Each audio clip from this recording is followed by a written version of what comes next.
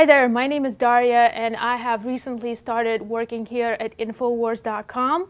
A little bit about me, I came to the United States from Russia when I was a teenager, so I speak Russian pretty well, pretty fluently. So today on the show, Alex played a clip from Putin's UN speech, and I noticed some of the discrepancies in the translation. And as we all know, mainstream media tends to manipulate the messages of foreign leaders when they speak. So I really wanted to get down to it and really take a listen and see if there were any manipulations that happened. So let's take a look. It seems, however, that far from learning from others' mistakes, everyone just keeps repeating them. So the start of this sentence may be a little bit confusing because we're missing the previous passage in which Putin talks about how in the past meddling in other countries' affairs has not led to any progress, but instead to destruction of that country. And he's saying how we're all different and we should respect each other instead of imposing our own ideology upon another country, because it obviously has not worked. And he's saying, hey, instead of learning from this tragic experience, we're continuing to repeat it. I cannot help asking those who have caused this situation, do you realize now what you've done? But I'm afraid no one is going to answer that. So I wanted to emphasize here that Putin is not asking a rhetorical question of, do you realize now what you have done? He's saying, now do you understand what a mess you have brought upon us? So just by this one sentence, you can see that a meaning can be slightly altered.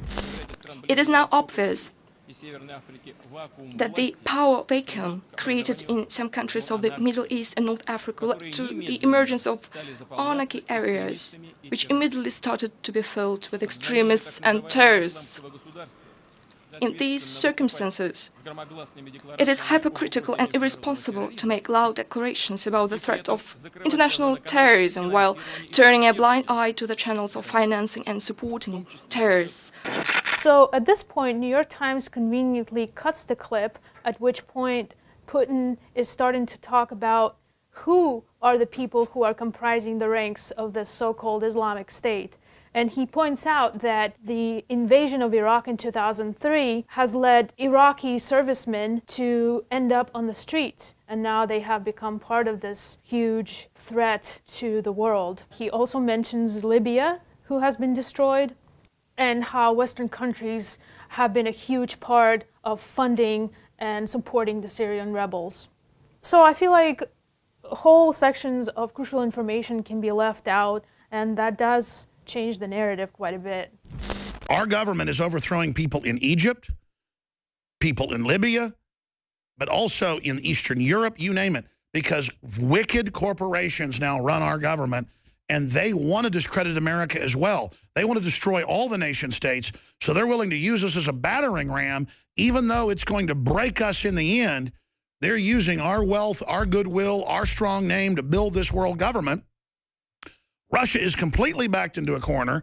The United States is moving new medium-range cruise missiles into Europe, admitting they're going to prepare to nuke Russia. And so Russia is now being pushed closer to China, and they're moving into the Middle East. This is biblical. Dear colleagues, I must note that such an honest and frank approach of Russia has been recently used as a pretext to accuse it of its growing ambitions, as if those who say it have no ambitions at all. So this sentence is a very literal translation of what Putin is saying. And with literal translations, it can be very hard to comprehend right away what is being said. What he's basically saying here is, he's being very sarcastic, and he's saying, how dare you, United States, Western world, accuse Russia of growing ambitions while you are the one who is involved in all these wars throughout the world.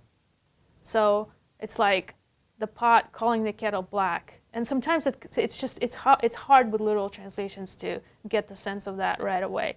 But I just wanted to mention that Putin is being extremely sarcastic, very caustic here. Now, this all may seem like nitpicking to you, and it is, but in this report I wanted to show you how easy it is to mistranslate and misinterpret a word. Sometimes things do get lost in a literal translation. Sometimes it's malicious, sometimes it is not. But there are instances of malicious intent on videos where things have been changed in the translation, which completely changes the narrative. And that is something I will be taking a look at in future videos here at Infowars.com. Again, I'm Daria. Stay tuned.